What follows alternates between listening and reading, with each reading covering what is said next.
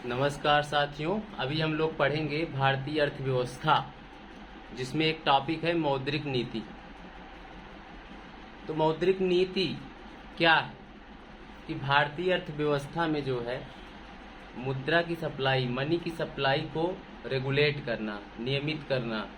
अर्थात कभी कभी भारतीय अर्थव्यवस्था में मार्केट में पैसे या मनी की मात्रा यानी तरलता कभी कभी ज़्यादा हो जाता है, मुद्रा का प्रवाह कभी कभी ज़्यादा हो जाता है, कभी कभी मुद्रा का प्रवाह कम हो जाता है। मुद्रा का प्रवाह अधिक होने से महंगाई बढ़ जाती है, मुद्रा का प्रवाह अत्यंत कम होगा तो उसकी वजह से वस्तुओं और सेवाओं की कीमतें घट जाती हैं। इन सभी को कंट्रोल करने के लिए भारतीय रिजर्व बैंक मौद्रिक नीति जारी करता है समय समय पर, और मौद्रिक नीति जारी करने के आगे चल के हम लोग बहुत सारे टूल्स पढ़ेंगे। उन्हीं टूलों की मदद से भारतीय रिजर्व बैंक जो है मौद्रिक नीति बनाता है। तो मौद्रिक नीति क्या है? अर्थव्यवस्था में मुद्रा की तरलता, मुद्रा की तरलता मतलब मुद्रा का प्रवाह, यानी मुद्रा की जो मार्केट में मनी की प्रवाह है, मनी की मात्रा है, उसको जो है उसकी आपूर्ति एवं ब्याज दर को प्रभावित करने वाली नीतियां मौद्रिक नीति कहलाती है। मौद्रिक नीति का संचालन आप जानते हैं आरबीआई करता है। मौद्रिक नीति का लक्ष्य क्या है? ऐसा मौद्रिक नीति से होगा क्या? कम और स्थिर मुद्रास्फीति। मुद्रास्फीति का सीधा अर्थ है महंगाई। महंगाई जो है कम रहे, चीजों की कीमतें ज्यादा बढ़े ना, और स्थिर रहे, कीमतों में जो वृद्धि हो स्थिर हो। वित्तीय स्थिरता, मार्केट में पैसे का जो प्रवाह है वो स्थिर रहे, बहुत ज्यादा मनी घटे बढ़े ना। समावेशी विकास, लोगों का जो विकास है वो समावेशी हो। समावेशी का मतलब हर फील्ड में लोगों का ग्रोथ हो। इसके लिए जो है मौद्रिक नीति का लक्ष्य यही सब है।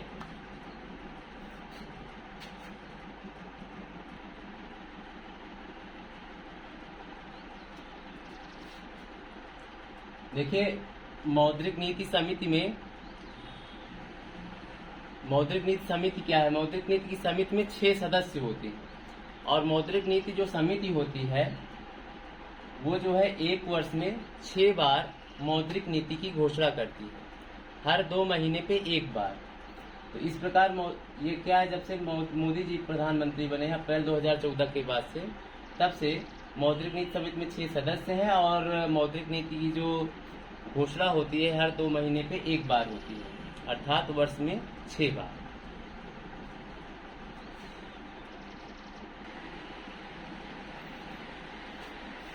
तो आगे देखते हैं कि मौद्रिक नीति के उपकरण क्या क्या हैं, किन उपकरणों की मदद से मौद्रिक नीति का संचालन किया जाता है।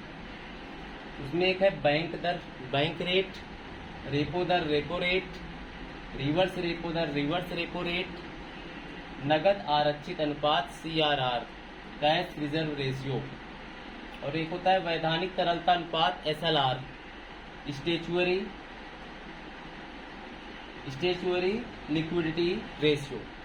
अब हम लोग एक एक करके इन सब के बारे में आइए जानते हैं।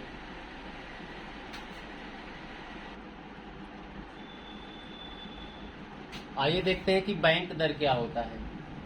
देखिए, जो बैंक दर है वह दर है जिस पर भारतीय रिजर्व बैंक आवश्यकता पड़ने पर अन्य वाणिज्यिक बैंकों को दीर्घकालीन ऋण उपलब्ध कराता है।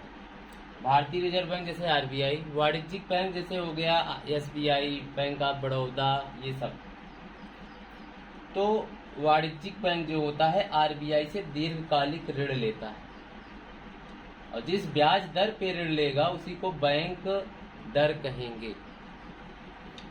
अब देखिए कि बैंक दर जब ज्यादा हो जाएगा तो उसका संबंध, बैंक दर और मुद्रास्फीति का संबंध एक दूसरे से कैसे है? मुद्रास्फीति मतलब महंगाई। जब बैंक दर ज्यादा होगा, इसका सीधा अर्थ ये है कि वाणिज्यिक बैंक जब RBI से ऋण लेंगे, इनको ज्यादा ब्याज चुकाना पड़ेगा। तो इससे क्या फर्क पड़ेगा? तो वाणिज्यिक बैंक RBI से कम धन लेना चाहेंगे, कम पैसा लेंगे ऋण। तो इससे क्या होगा? वाणिज्यिक बैंकों के पास मुद्रा की कमी होगी, मनी की कमी होगी, साख की कमी होगी। उसका प्रभाव क्या होगा? अगर वाणिज्यिक बैंकों के पास साख की कमी होगी तो ये अपने ग्राहकों को भी कम मनी सप्लाई कर पाएंगे, अर्थात ग्राहकों के पास भी पैसा या पूंजी की कमी होगी, जिससे अर्थव्यवस्था में पैसे की कमी होगी, मुद्रा की तरलता में अर्थव्यवस्था या मार्केट में कमी आएगी। अगर अर्थव्यवस्था में मुद्रा की तरलता में कमी आएगी तो क्या होगा, इससे वस्तुओं और सेवाओं का मूल्य जो है कम हो जाएगा, क्योंकि लोग के पास जब धन ही नहीं होगा खर्च करने का तो वस्तुओं को खरीद नहीं पाएंगे। उससे क्या होगा, वस्तुओं का रेट दाम गिर जाएगा, जिससे महंगाई यानी मुद्रास्फीति में कमी आ जाएगी। अब इसी का रिवर्स करिए। अब सोचिए कि आरबीआई जो है बैंक दर को कम कर दे, बैंक दर को क्या करे, कम कर दे। तो वाणिज्यिक बैंक जो है ये जब लोन लेंगे तो इनको कम ब्याज चुकाना पड़ेगा, इसलिए ज्यादा से ज्यादा पैसा लेंगे आरबीआई से। इससे इनकी साख में बढ़ोतरी होगी, ये अपने ग्राहकों को ज्यादा ऋण या कर्जा या दे पाएंगे पूंजी।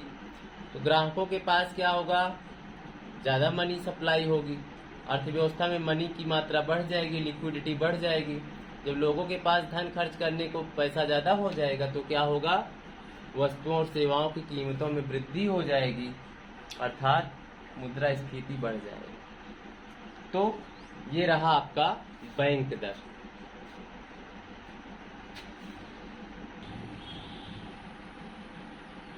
आइए समझते हैं रेपो दर क्या है। भारतीय रिजर्व बैंक जिस ब्याज दर पर वाणिज्यिक बैंकों को अल्पकालीन ऋण देता है उसे रेपो दर कहते हैं। जैसे आरबीआई हो गया, वाणिज्यिक बैंक हो गया, जैसे एसबीआई हो गया, बीओबी हो गया, बहुत सारे वाणिज्यिक बैंक होते हैं। जिस रेट पे इनको अल्पकालीन ऋण देगा उसे रेपो रेट कहेंगे।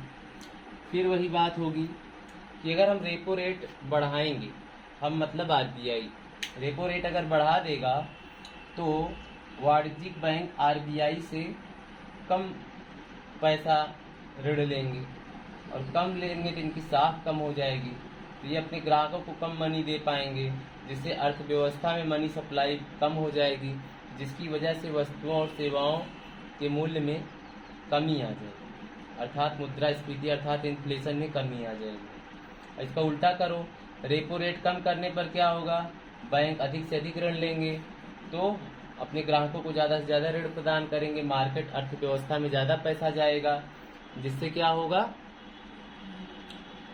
हाँ, महंगाई में कमी, महंगाई बढ़ जाएगी,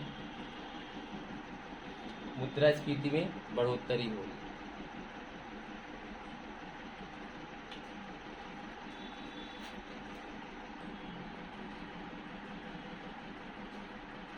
आइए देखते हैं रिवर्स रेपो रेट क्या है। रिवर्स रेपो दर वह दर होता है जिस पर भारतीय रिजर्व बैंक अपने ग्राहकों को उनसे लिए गए अल्पकालिक ऋणों पर प्रदान करता है। मतलब कहने का जैसे आरबीआई है और ये वाणिज्यिक बैंक है, तो यहाँ पर जो वाणिज्यिक बैंक होते हैं ये आरबीआई के ग्राहक होते हैं। तो वाणिज्यिक बैंक क्या करेंगे, आरबीआई को पैसा देंगे, आरबीआई में पैसा जमा करेंगे, आरबीआई उसके बदले इन बैंकों को ब्याज देगा, जो ब्याज देगा उसी को कहेंगे रिवर्स रेपो रेट। अब ध्यान देना, अगर रिवर्स रेपो रेट ज़्यादा होगा, रिवर्स रेपो रेट अगर ज़्यादा होगा, मतलब कहने का रिवर्स रेपो रेट ज़्यादा है, अर्थात वाणिज्यिक बैंक जब आरबीआई में पैसा जमा करेंगे तो उनको ज़्यादा ब्याज मिल रहा है। इससे क्या होगा, ज़्यादा से ज़्यादा पैसा वाणिज्यिक बैंक आरबीआई में अपना पैसा जमा करेंगे, क्योंकि उनको ब्याज ज़्यादा मिल रहा है। इससे क्या होगा, इन वाणिज्यिक बैंकों के पास साख में कमी आएगी, मुद्रा की कमी हो जाएगी, जिसकी वजह से अपने ग्राहकों को ये लोग ऋण कम देंगे। इससे क्या होगा, अर्थव्यवस्था में मनी सप्लाई में कमी आएगी। अगर अर्थव्यवस्था में मनी सप्लाई अर्थात तरलता में कमी आएगी तो क्या होगा, मुद्रास्फीति कम हो जाएगी, महंगाई में कमी आ जाएगी। इसी का उल्टा, अगर रिवर्स रेपो रेट कम हो जाएगा तो वाणिज्यिक बैंक आरबीआई में कम पैसा जमा करेंगे, इससे इनके साख में वृद्धि बनी होगी, तो ये अपने ग्राहकों को ज़्यादा पैसा देंगे, ग्राहक इनके वो पैसा मार्केट में लगाएंगे, अर्थव्यवस्था में मनी सप्लाई में बढ़ोतरी होगी, और जब मनी सप्लाई में बढ़ोतरी होगी तो महंगाई में भी क्या होगी, वृद्धि होगी। ये रहा रिवर्स रेपो रेट।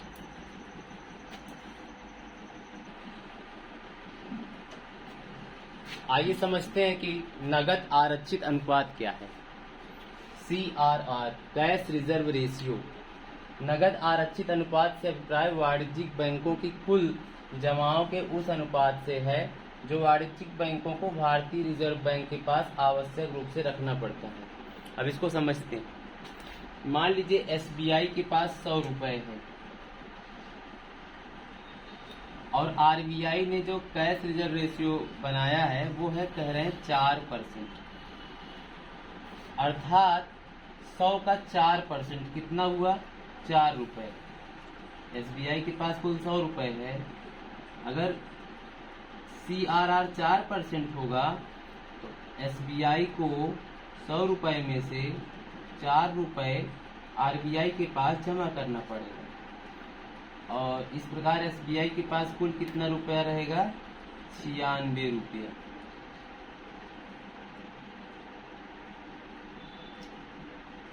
अब अभी तो आपने समझा CRR क्या है। RBI जो है वाणिज्यिक बैंकों को कुछ परसेंट पैसा अपने पास रखने के लिए कहता है, वही परसेंटेज क्या हो जाता है, कैश रिजर्व रेशियो। ऐसा कहता क्यों है कि बैंक के पास जो कुछ ग्राहक हैं जिन्होंने पैसे जमा किए हैं, कुछ ग्राहक ऐसे हैं जो पैसे निकालते हैं। कभी कभी क्या होता है कि अचानक से इकट्ठे ग्राहक आ गए और वो इकट्ठे पैसा निकालने की मांग करने लगे। SBI क्या है, अपना पैसा इन्होंने तो मार्केट में लगा रखा है, इनके पास कैश की कमी होगी। अगर इकट्ठे ग्राहक आ गए तो ये कैश दे नहीं पाएंगे।